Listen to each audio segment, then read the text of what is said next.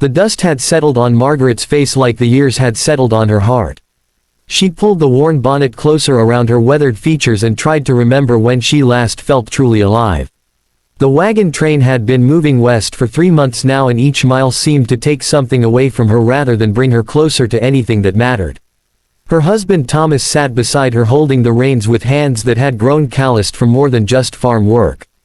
They had lost their youngest son to fever back in Missouri, and their oldest had gone off to war and never returned.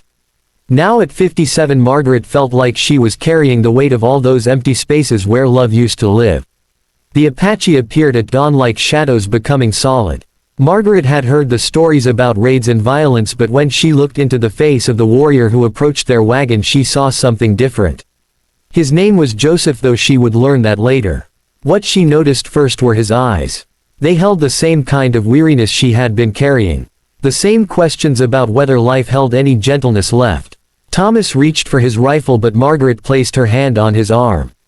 "Wait," she whispered. The Apache warrior raised his hand in what might have been greeting or might have been surrender. Behind him other members of his band emerged from the morning mist, but they too seemed more tired than threatening. Margaret climbed down from the wagon despite Thomas calling her name. Her legs were stiff from sitting, but she walked toward the Apache man with something that felt like recognition. "Are you hungry?" she asked. The words came out before she had time to think about whether they made sense. The warrior studied her face for a long moment. Around them the wagon train had come to a complete stop, and she could feel the fear and tension from her fellow travelers. But something in this moment felt different from all the stories she had heard.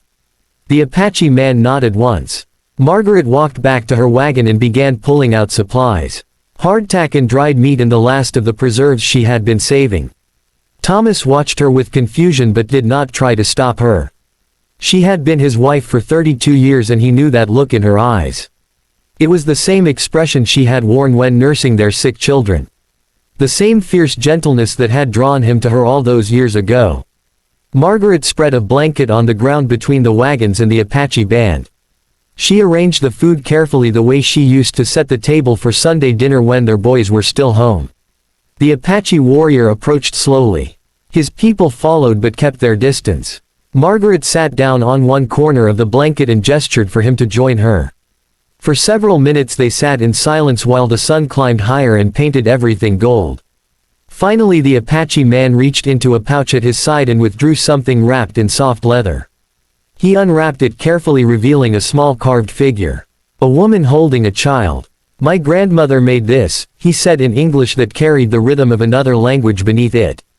Margaret accepted the carving and turned it over in her palms. The wood was smooth from years of handling, and the expression on the woman's face was one of infinite tenderness. "She beautiful," Margaret said. The Apache man smiled for the first time. "She told me that when the world becomes hard we must remember what it means to hold something precious." Margaret felt tears starting to blur her vision. She had not cried since they buried their youngest, but suddenly all the grief she had been carrying seemed to demand recognition. "I lost my boys," she whispered. "Both of them." The Apache warrior nodded slowly. "I lost my daughter," he said. "The soldiers came to our village last winter." They sat together in the growing warmth of the morning sun. Two people who had learned that loss was a language everyone spoke.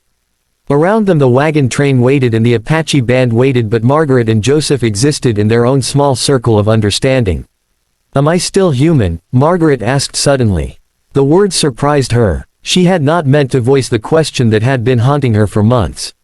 The question that came to her in the dark hours before dawn, when grief felt like it might consume everything that remained of who she used to be. The Apache warrior looked at her with eyes that held depths she recognized. He reached out and took her hands in his. His palms were warm and rough and completely familiar. "Yes," he said simply. That single word fell into the space between them like water into dry earth.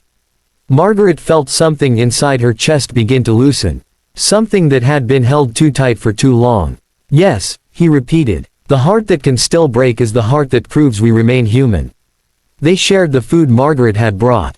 The Apache warrior called to his people and they approached slowly. Margaret watched as they sat in a circle, and she saw in their faces the same mixture of hope and sorrow she had been carrying. Thomas eventually joined them. Then others from the wagon train. By midday they were sharing stories and Margaret found herself laughing for the first time in months. The Apache children reminded her of her own boys. The way they watched everything with wide curious eyes. The way they leaned against their parents when they grew tired. When it came time to part ways, the Apache warrior pressed the small carving into Margaret's hands. "Keep this," he said. "Remember what my grandmother taught me." Margaret reached into her own belongings and found the silver locket she had worn since her wedding day. Inside was a tiny photograph of her and Thomas from their early years together. She handed it to the Apache man. "Remember that love leaves echoes," she said. The two groups went their separate ways, but something fundamental had shifted. That evening as the wagon train made camp, Margaret sat beside the fire holding the carved figure. Thomas settled beside her. "You did something important today," he said quietly. Margaret nodded. She had remembered something she thought she had lost forever. The knowledge that kindness was not a luxury but a necessity. That the human heart was designed to recognize itself in others. That even in the midst of great loss the capacity for connection remained. Over the following weeks as they continued west, Margaret found herself changed. She spoke to other travelers who carried their own griefs. She listened to stories of children left behind and parents who had died and dreams that had been buried along the trail. She began to understand that suffering was not something that separated people but something that could unite them if they had the courage to be honest about it. The carved figure became a talisman. When the nights were long and the way seemed impossible, Margaret would hold it and remember the Apache warrior's single word. Yes. Yes to the question of whether she remained human despite her losses. Yes to the possibility that kindness could survive in the hardest places. Yes to the truth that love once given never truly disappears but transforms into something that can be shared again. Months later, when they finally reached their destination in California, Margaret placed the carving on the mantle of their new home. Visitors would sometimes ask about it and Margaret would tell them the story. About the morning when kindness appeared in the desert. About an Apache warrior who understood that humanity was not measured by happiness but by the willingness to keep one's heart open even after it had been broken. About the word that changed everything. Yes, she would tell them that she learned something important that day. That we are most human not when we are strong but when we choose gentleness in the face of our own pain. That kindness is not about fixing anything but about recognizing the sacred worth in another person's struggle. That sometimes the most profound conversations happen between strangers who meet at exactly the moment when they both need to remember what it means to be alive. Margaret lived to be 86 years old. She never forgot the Apache warrior or his single word of affirmation. In her final years, when people came to her for wisdom, she would tell them about that morning in the desert. She would say that the secret to surviving loss was not to become hard but to become more tender. More willing to see the humanity in unexpected places. More ready to offer what you have even when it feels like you have nothing left to give. The carved figure passed to her daughter-in-law and then to her granddaughter. Each generation learned the story. Each understood that they carried within them the capacity for the kind of kindness that recognizes no boundaries. The kind that sees through differences to the universal need for recognition and care.